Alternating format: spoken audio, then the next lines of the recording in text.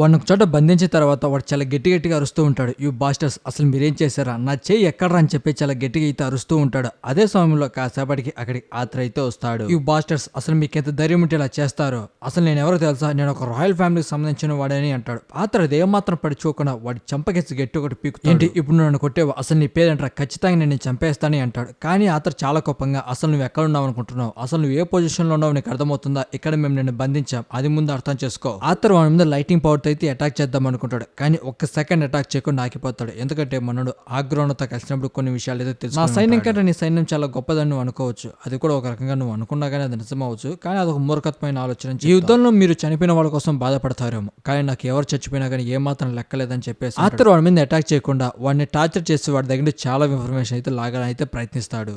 వీడు చేసే టార్చర్కి వాడు ఏమాత్రం తట్టుకోలేకపోతాడు. ఏంటి ఇది జస్ట్ బిగినింగ్ మాత్రమే, ఇంకా చాలా టార్చర్ చేస్తానని అంటాడు. అప్పుడే ఆతరికి తన పాస్ట్ లైఫ్ అయితే గుర్తుకొస్తుంది. ఇప్పుడు ఎలాగైతే వీడు వాడిని టార్చర్ చేస్తున్నాడో అదే విధంగా పాస్ట్ లో కింగ్ గ్రేన్ కూడా అదే విధంగా కొంతమంది టార్చర్ చేస్తూ ఉంటాడు. మనోడు పెట్టే టార్చర్ దెబ్బ కూడా ఏమాత్రం తట్టుకోలేక సరే అసలు నీకేం కావాలి అని చెప్పేసి అడుగుతాడు. ఇక వెంటనే ఆత్రయితో చేసి అసలు నీ పేరేంట్రా అని చెప్పేసి అడుగుతాడు. ఆ విషయం నేను ఎందుకు నీకు చెప్పాలంటాడు. కానీ మనోడు ఎక్కడ మళ్ళీ టార్చర్ చేస్తాడో అని స్టెఫెన్ విల్ అని చెప్పేసి అంటాడు. ఇలా చూడు, నువ్వు ఒక రాయల్ ఫ్యామిలీ సంబంధించిన వాడు నాకు బాగా అర్థమైంది. నేను అడిగే ప్రతి ఒక్క ప్రశ్నకు నువ్వు కరెక్ట్గా సమాధానం చెప్తే నువ్వు ప్రాణాలతో ఉంచాలా లేదా చంపాలనేది నా నిర్ణయం, అది నువ్వు ఇచ్చే సమాధానం బట్టి ఆధారపడి ఉంటుందని చెప్పేసి వానికి వార్నింగ్ ఇస్తాడు. వాడు పక్క భయపడుతూ సరే నాకు అర్థమైంది, అన్ని విషయాలు నీకు చెప్తానని అంటాడు. ఇక వెంటనే ఆత్ర అయితే చేసి వాడి ఫ్యామిలీ డీటెయిల్స్ మొత్తం కనుక్కోవడం అయితే మొదలు పెడతాడు. వాడేమో వాళ్ళ ఫాదర్ నేమ్ కర్నల్ లోయ అని చెప్పేసి అంటాడు. అది విన్న వెంటనే ఆథర్ ఇది ఎక్కడో విన్నానని చెప్పేసి ఆలోచిస్తాడు. లాస్ట్ టైం మన ఆథర్ ఒటోగని జ్ఞాపకాల్లో ఆ పేరు అయితే విని ఉంటాడు, నిజంగా అది అతనేనా అని చెప్పేసి ఆలోచిస్తాడు. ఇక ఆథర్ వాడితో మాట్లాడుతూ వాళ్ళ బాడీ మీద ఉండే మార్క్స్ తో పాటు ఆ కట్స్ గురించి అన్ని అయితే వివరాలు కనుక్కోవాలని ప్రయత్నిస్తాడు. ఇవి రెండు కొంచెం డిఫరెంట్ గా అయితే ఉంటాయి. చిన్నప్పుడు ఎవరైనా రాయల్ ఫ్యామిలీకి సంబంధించిన వాళ్ళు పుడితే వాళ్ళకి ఆ మార్క్స్ అనేవి అయితే వేస్తూ ఉంటారు వాళ్ళ సైన్యంలో చేర్చుకోవడానికి. ఈ స్పెల్స్ అనేవి కొంచెం డిఫరెంట్గా అయితే ఉంటాయి. కట్సెడ్ స్పెల్స్ అన్నిటికన్నా చాలా స్ట్రాంగ్ అయింది ఈ కట్సెడ్ స్పెల్ మాత్రమే.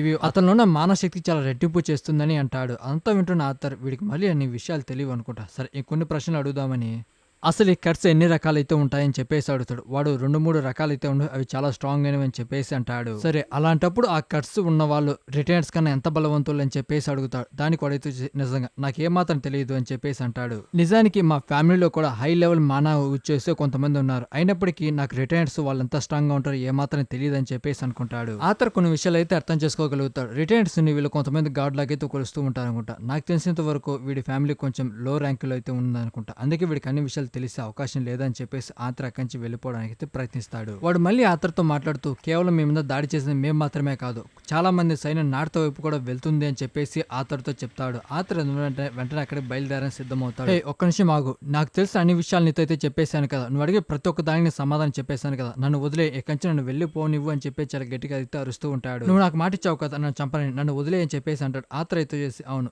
నేను నీకు మాట ఇచ్చాను, నిజంగా నేను నిన్ను ఏమాత్రం చంపను అని చెప్పేసి ఆత్ర అక్కడి నుంచి బయటకి అయితే వస్తాడు. ఇక ఆత్ర బయటకు వచ్చిన తర్వాత అక్కడున్న వాళ్ళతో మాట్లాడుతూ వాడిని మీ ఇష్టం వచ్చినట్టు చేసుకోండి అని చెప్పేసి మనోడు అడవిలోకైతే నడుచుకుంటూ వెళ్ళిపోతాడు. అప్పుడే మనోడు ఆగ్రహంలో చెప్పిన మాటలు కొన్ని గుర్తు తెచ్చుకుంటాడు. నువ్వు త్వరగా ఒక నిర్ణయం తీసుకుంటే మంచిది ఆడతాడు, ఇప్పుడే మనం యుద్ధంలో నెక్స్ట్ లెవెల్కి అయితే చేరుకున్నాం, కాబట్టి ఇప్పటి నుండి నీకు ఏది మంచి జరుగుతుందో నేను ఏమాత్రం మాట ఇవ్వలేను, ఈ తర్వాత జరిగే పరిణామాలకు అన్నిటి నువ్వు సిద్ధంగానే ఉండాలని చెప్పేసి అంటాడు. ఆర్థర్ వాడు చెప్పిన అన్ని విషయాలు అయితే ఆలోచిస్తూ ఉంటాడు. దీని గురించి కౌన్సిల్ చెప్పింటే బాగుండేదా లేదా, ఇంతకు సెల్వి పరిస్థితి ఎలా ఉంది, తను హ్యూమన్ ఫామ్ కు మారిన తర్వాత అన్ని అర్థం చేసుకుంటుందా లేదా అని చెప్పి ఆర్థర్ నిజానికి ఈ విషయాలన్నీ సెల్వి కూడా ఏమాత్రం చెప్పకుండా అయితే దాచిపెట్టి ఉంటాడు. మనోడు మొత్తానికి వైట్ కోర్కి అయితే చేరుకున్నాడు కాబట్టి ఈజీగా నేను డ్రాగన్ కంట్రోల్ చేయగలనని చెప్పేసి ఆలోచిస్తాడు. నేను చేసిన ప్రయోగాల వల్ల ఎక్కువ లాభం పొందింది వాళ్ళు మాత్రమే అని చెప్పేసి ఆగ్రహం చెప్పిన మాట గుర్తు తెచ్చుకుంటాడు. ఈ యుద్ధం కోసం మిమ్మల్ని మా కోసం వదిలేశారని చెప్పేసి ఆగ్రహం చెప్పిన మాట అయితే అన్ని ఆత్ర గుర్తు తెచ్చుకుంటాడు. ఇంకొక వైపు మనకు కింగ్ గ్రేన్ అయితే చూపిస్తారు.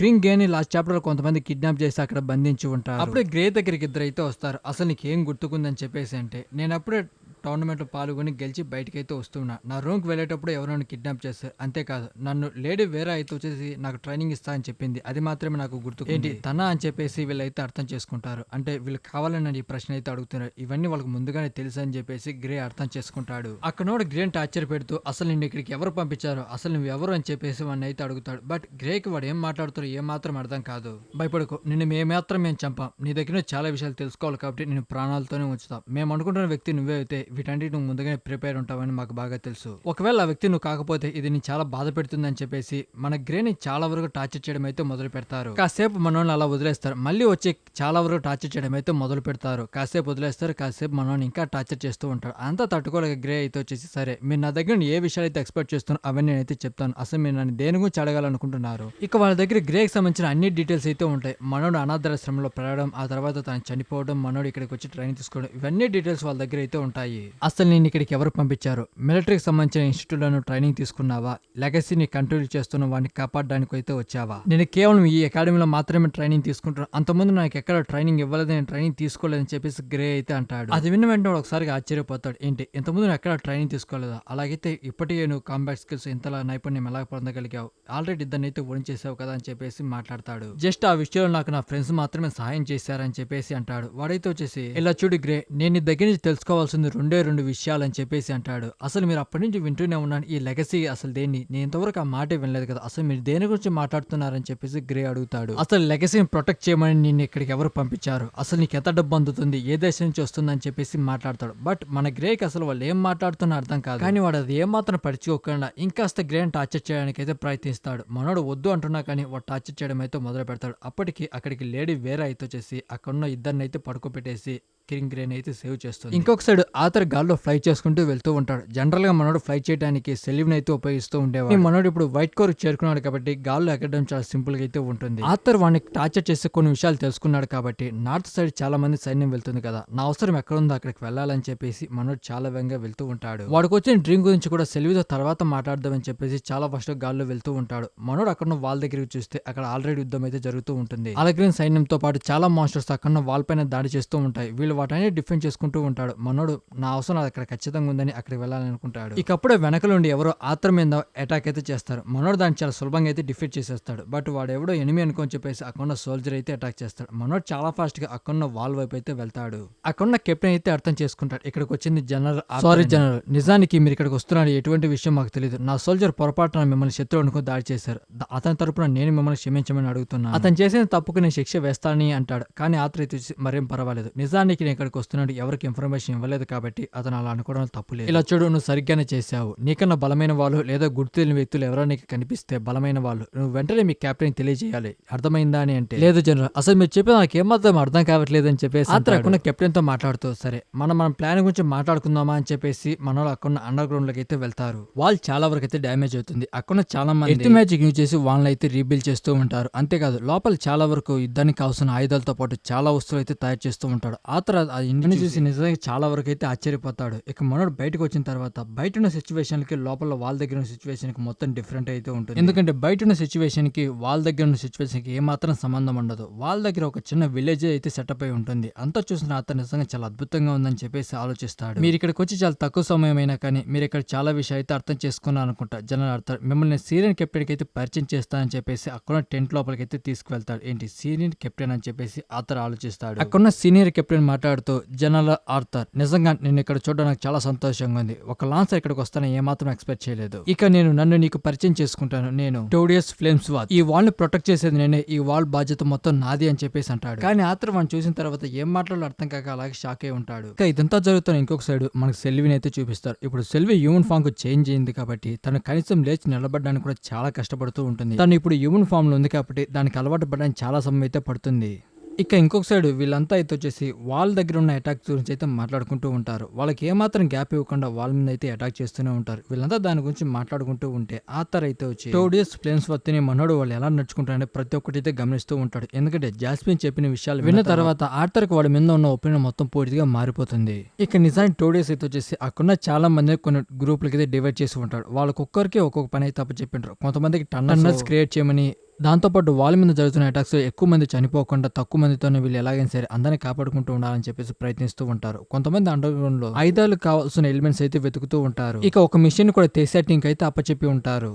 వీళ్ళు ఎవరికంటే కనపడకుండా అండర్ గ్రౌండ్ టనల్స్ అయితే క్రియేట్ చేస్తూ శత్రువు ఎటువైపు వస్తున్నారో కనుక్కోవడానికి అదొక మంచి మార్గం అని చెప్పేసి, ఎందుకంటే వాల్ పైన కంటిన్యూస్ గా అయితే అటాక్స్ జరుగుతూనే ఉంటాయి. ఆ టెలిపోర్టేషన్ గేట్లు ఎక్కడో కనుక్కోవడానికి వీళ్ళైతే ప్రయత్నిస్తూ ఉంటారు. ఆత్ర అయితే వచ్చేసి ఏంటి టెలిపోర్టేషన్ గేట్లా అని చెప్పేసి అడుగుతాడు. అవును, వాల్ పైన కంటిన్యూస్ గా అయితే అటాక్ జరుగుతూనే ఉన్నాయి, వాళ్ళు ఎక్కడి నుంచి వస్తానో మనం కనుక్కోవాలని చెప్పేసి అంటారు. ఆల్రెడీ కొంతమంది సైన్యం అయితే వచ్చేసి టన్నల్స్ ఆ టెలిపోర్టింగ్ గేట్స్ ఎక్కడ ఉన్నాయో వెతకడానికి ప్రయత్నిస్తూ ఉంటారు.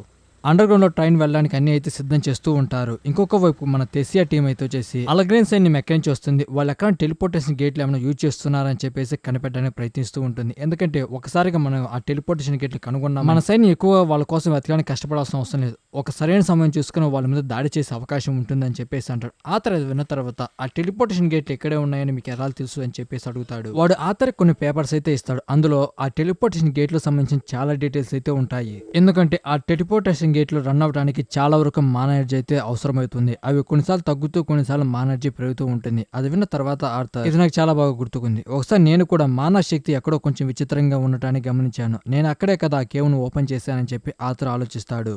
వీళ్ళు దానికి కనిపెట్టడం చాలా కష్టం, ఊరక టైం వేస్ట్ అని చెప్పి ఆతరకు అయితే అర్థం చేసుకుంటాడు.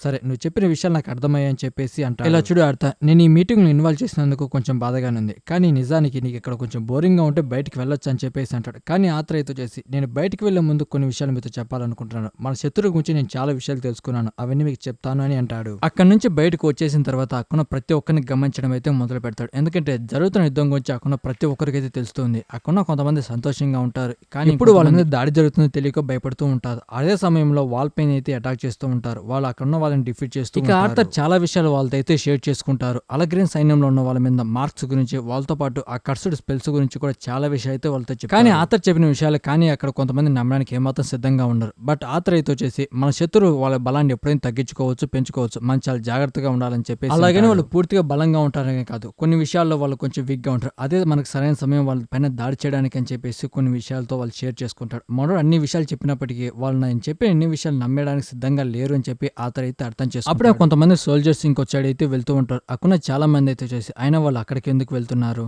నిజానికి వీళ్ళు అక్కడికి వెళ్లాల్సింది కాదు కదా, వీళ్ళు వెళ్లాల్సింది అక్కడ గేట్ దగ్గరికి కదా, లాస్ట్ టైం కూడా మనకు రావాల్సిన సరుకు కూడా ఏమాత్రం సక్రమంగా రాలేదు, అందులో చాలా వరకు మనం కోల్పోయామని చెప్పేసి మాట్లాడతారు. అంతా విన్న తర్వాత ఆర్థర్ అక్కడ గేట్ వైపు నడుచుకోవడం వెళ్తాడు. నేను మళ్ళీ రంగంలో దిగాలి అని చెప్పేసి మనోడు అక్కడ గేట్ వైపు అయితే నడుచుకుంటూ వెళ్తాడు. ఇక ఇక్కడితో ఈ చాప్టర్ అయితే కంప్లీట్ అయిపోయింది. ఈ వీడియో మీకు నచ్చింటే లైక్ చేసి మన ఛానల్ సబ్స్క్రైబ్ చేసి కొద్దిగా ఛానల్ సపోర్ట్ చేయండి.